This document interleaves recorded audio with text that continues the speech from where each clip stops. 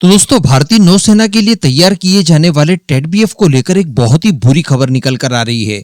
जी हाँ, और बताया ये जा रहा है कि इसको लेकर कोई खास डेवलपमेंट नहीं हुए हैं, जबकि पहले इस तरह की चीजें देखने सुनने के लिए मिल जाती थी कि इसके डेवलपमेंट को लेकर सारी कुछ चीजें बिल्कुल सुचारू रूप से चल रही है। लेकिन अब बताया ये जा रहा है कि देखिए अभी तक तो इसका पूरा का पूरा डिजाइन भी तैयार नहीं हुआ है और ना ही इस परियोजना को अभी सीसीएस की तरफ से मंजूरी मिली है, क्योंकि ऐसा नहीं होना यानी इसके लिए फंड आवंटित नहीं करना, और अगर फंड आवंटित नहीं किया जाएगा तो सीधा सा मतलब यह है कि प्रोटोटाइप बन ही नहीं पाएगा। जबकि शुरुआत में इसे डेवलप करने के लिए इतनी ज्यादा जल्दी थी कि बताया ये जा रहा था कि जब इसका क्रिटिकल डिजाइन रिव्यू किया जा रहा होगा उसी समय सीसीएस से इसको लेकर मंजूरी ले ली जाएगी और फंड आवंटित कर लिए जाएंगे, ताकि सीडीआर कंप्लीट होने से ठीक पहले ही ये सारी चीजें मिल जाए और तत्काल इसके बाद प्रोटोटाइप के निर्माण कार्य शुरू किया जाए, ताकि किसी भी तरह से लेट लतीफी इसमें ना हो। लेकिन दोस्तों कुछ ही समय पहले फ्रांस की तरफ से एक बयान निकल कर आया था और उनकी तरफ से ये बताया गया था कि देखिए भारत इन फ्यूचर वायुसेना के मामले में दूसरी सबसे बड़ी वायुसेना बन सकती है, जो कि रफाल की उपयोग करता होगी, क्योंकि 36 वो ऑलरेडी इस्तेमाल कर रहे हैं, 114 वो लोग और खरीद सकते हैं। तो फ्रांस की वायुसेना के बाद में भारत की वायुसेना दूसरे नंबर की सबसे बड़ी उपयोग करता होगी रफाल फाइटर जेट की। लेकिन नेवी को लेकर उन्होंने ये कह दिया था कि देखिए भारतीय नौसेना रफाल के यूज के मामले में नंबर 1 की नेवी बन सकती है। तो क्या ऐसा तो नहीं कि रफाल एम की वजह से twin engine deck based fighter का जो फ्यूचर है वो हम लोग डिस्ट्रॉय कर बैठे हैं? इसके पीछे हमारी कई सारी गलतियां रही होंगी। तो चलिए उन्हीं को लेकर डिस्कशन करते हैं। आप बस अपने खुद के इस चैनल को सब्सक्राइब जरूर कर दीजिएगा। तो दोस्तों सबसे पहले तो आप ये जान लीजिए कि शुरुआत में भारत को 57 की संख्या में फाइटर जेट की जरूरत थी, जो कि नेवल एप्लीकेशन के लिए इस्तेमाल किए जाते थे।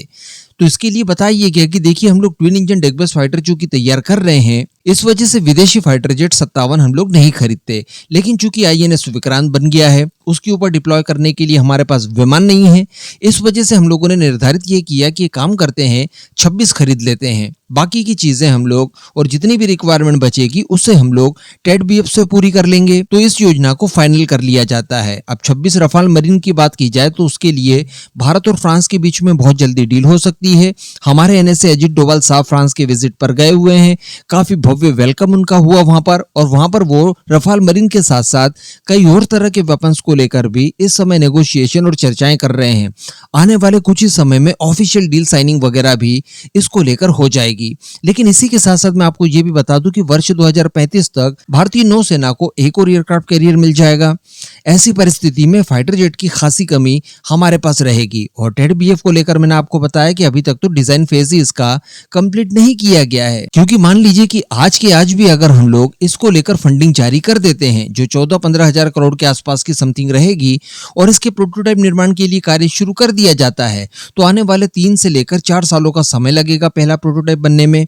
उसके बाद लगभग 4 से लेकर 5 सालों तक इसके परीक्षण किए जाएंगे, जो कि भारतीय वायुसेना के विमानों से ज्यादा परीक्षण हार्ड होंगे इसके। उसके बाद कहीं जाकर ये प्रोडक्शन में उतरेगा। तो ये संभवतः एम का या फिर उसके भी 1 आध साल के बाद प्रोडक्शन में जाने के लिए तैयार होगा, अगर आज फंडिंग हो जाती है तो।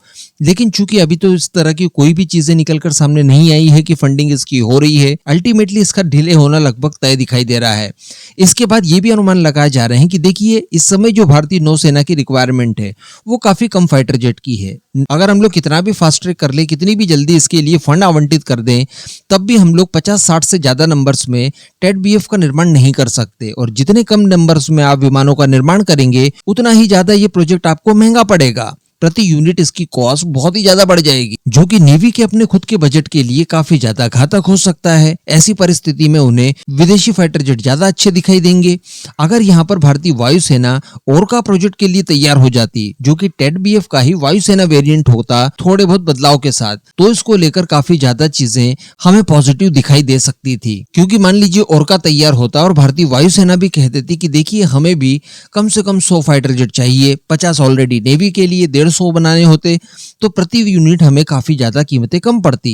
लेकिन अब चूंकि इस तरह की चीजें नहीं है, ओरका के लिए ऑलरेडी इनकार कर दिया गया है, तो चीजें बीच में काफी ज्यादा उलझ गई है। ऐसा भी आने वाले समय में हो सकता है कि अगर हम लोग टेडबीएफ को लेकर आज ही सीरियस नहीं हो जाते, तो डेफिनेटली 26 रफाल विमानों के बाद हमें कुछ और संख्या में यानी 26 अगेन रफाल मरीन ही फ्रांस को ऑर्डर देकर मंगवाना हो और इसके बाद तो टेडबीएफ परियोजना कभी आगे फ्यूचर में बढ़ ही नहीं पाएगी। और शायद इन्हीं सारी चीजों को देखते हुए फ्रांस इतना कॉन्फिडेंट था कि उसने ये कह दिया कि रफाल मरीन के मामले में भारतीय नौसेना दुनिया की सबसे बड़ी यूजर बन जाएगी जो कि रफाल एम को यूज करेगी, यानी फ्रांसीसी नौसेना से भी ज्यादा रफाल मरीन का इस्तेमाल इसके बाद हम ही करेंगे। तो ये भारत के लिए किसी भी लिहाज से अच्छी खबर नहीं हो सकती। यहाँ पर भारतीय नौसेना, भारतीय सरकार, हमारे डिफेंस मिनिस्ट्री, इसके अलावा जो हमारी डेवलपमेंट संस्थाएं हैं एडीए, एचएएल, डीआरडीओ वगैरह, इन सबकी जिम्मेदारी बनती है कि ये आपसी तालमेल के साथ जो अच्छा सॉल्यूशन हो वो निकाले और टेडबीएफ परियोजना को सुचारू रूप से आगे बढ़ाए। ये परियोजना भारत के लिए बहुत जरूरी है, हम ताकि हर फील्ड में